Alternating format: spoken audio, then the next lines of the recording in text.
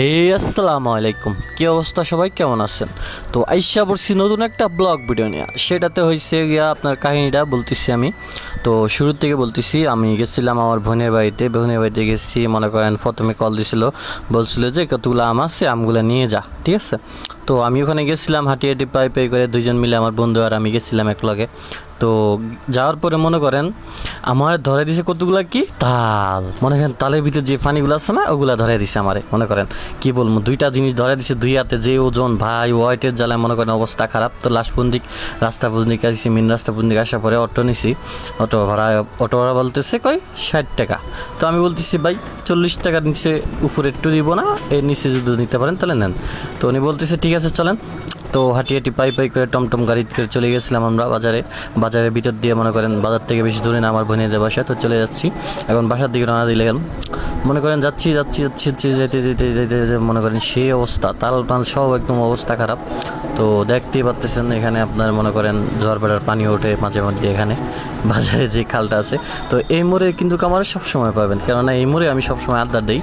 এই মোড়টা পার হইলে মনে করেন কিছু দূর যাইলেই আমাদের বাড়ি। তো হাঁটি পাই করে যাচ্ছি যেতেই থাকতেছি।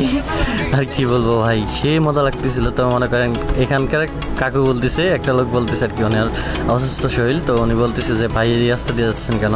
তো কাকু বলতেছে এই রাস্তায় যাইলে কিন্তু মাথাটা অনেক শক্ত হয়, কেননা এই রাস্তাটার অবস্থা খুবই খারাপ, রাস্তাটা ভাঙা আর কি। তো সেই জন্য বললো আর কি যে এই রাস্তায় যাইলে মাথাটা টাইট হয়, খুবই ভালো হয় অসুখ মাজার জন্য, খুবই সুস্থ করে উপকারের জন্য। তো এটা হচ্ছে আমার দাদা বাড়ি।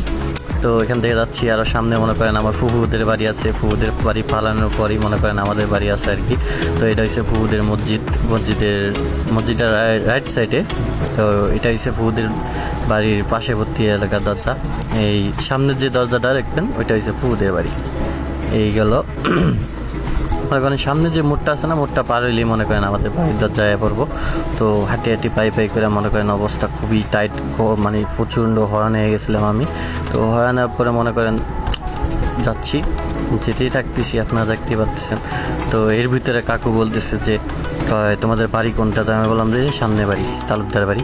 তো এই যে এটা হচ্ছে আমাদের বাড়ির দরজা। তো ফাইট থেকে নামার পর একটু শুটিং করলাম। শুটিং করার পরে মনে করেন বাড়িতে যাব, আর বন্ধু আমার হাসি দিছে। তো এখানে কাইটা দেখাচ্ছি আপনাদেরকে, দেখুন কি জোস একটা জিনিস, খেতে খুবই মজা। এগুলো আমাদের এলাকায় মনে করেন কিনতে পাওয়া যায়। মনে করেন ফিস একটা আপনার মনে করেন 20-30 টাকা পাওয়া যায়, বিক্রি করে যায়। তো এগুলো আমার বোনই ধরে দিচ্ছে আমাকে।